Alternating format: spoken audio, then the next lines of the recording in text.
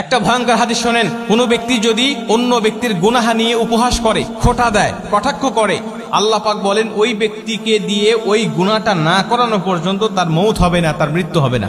মানে আপনি আপনার ভাইয়ের কোনো গুনাহ নিয়ে খোঁটা দিচ্ছেন, কটূক্তি করতেছেন, উপহাস করছেন, মানুষের মাঝে বলে বেড়াচ্ছেন, ওই গুনাহ আল্লাহ আপনাকে দিয়ে করাবে, তারপরে আপনাকে দুনিয়া থেকে টান দিবে। কথাটা কত বড় ভয়ানক হতে পারে, হাদিসটা কত বড় ভয়ানক হতে পারে, আপনি চিন্তা করেছেন? আপনি মানুষের গুনাহ নিয়ে খোঁটা দিচ্ছেন, আপনি মানুষের গুনাহ নিয়ে কটাক্ষ করছেন, আপনি মানুষের গুনাহ নিয়ে উপহাস করে বেড়াচ্ছেন, আল্লাহ আপনাকে ওই গুনাহটাকে করাবেন। রাসূল সাল্লাল্লাহু আলাইহি ওয়াসাল্লাম একজন সাহাবী মদ পান করেছিলেন। আল্লাহ রাসূল তাকে যখন মদের শাস্তি দিচ্ছিলেন, ওই সাহাবী এটা দেখে উপহাস করতেছিল এবং তাকে গুনাহগার বলে বারবার ভর্ৎসনা দিতেছিল এবং বলতেছিল সে কত বড় গুনাহ করেছে, সে কত বড় অন্যায় করেছে, মদ পান করেছে, এটা বলে বলে মানুষের কাছে প্রচার করতেছিল। আল্লাহ রাসূল তাকে ডাক দেয়া বলেন, তুমি শয়তানকে কেন সাহায্য করছো? তুমি শয়তানকে কেন সহযোগিতা করছো? তুমি তাকে উপহাস না করে তুমি তার জন্য মাগফিরাত কামনা করো, তার জন্য দোয়া করো, আল্লাহ পাক যেন তাকে ক্ষমা করে দেয়। তুমি সেটা না করে তুমি মুসলিম হয়ে তোমার মুসলিম ভাইয়ের গুনাহ নিয়ে তুমি উপহাস করছো। প্রিয় ভাই, যখন কোনো ব্যক্তি অন্যের গুনাহ নিয়ে উপহাস করে, তখন নিজের মধ্যে অহংকার চলে আসে, নিজের মধ্যে আত্ম অহমিকা চলে আসে। আর অহংকার হলো আল্লাহ পাকের চাদর, এই চাদর ধরে যারা টান দেয়, আল্লাহ পাক তাদেরকে ছেড়ে দেয় না। অহংকার করবেন না। এবং উপহাস করা, মানুষের গুনাহ নিয়ে কটাক্ষ করা, এটা হলো কবিরা গুনাহ।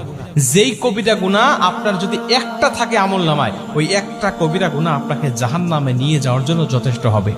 আপনি এই কবিরা গুনাহগুলো হর হামেশা করে যাচ্ছেন এবং আপনি যখন কাউকে নিয়ে কটূক্তি করবেন, কটাক্ষ করবেন, হয়তোবা দুনিয়ার মানুষ আপনার কথাগুলো শুনে হাসবে, কিন্তু আল্লাহ পাক সবচেয়ে বেশি আপনার উপরে নারাজ হয়ে যাবে।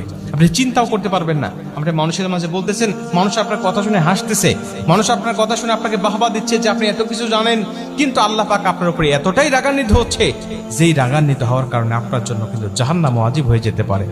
প্রিয় ভাই, এজন্য এগুলো করবেন না। কি করবেন? আপনি তার জন্য দোয়া করবেন।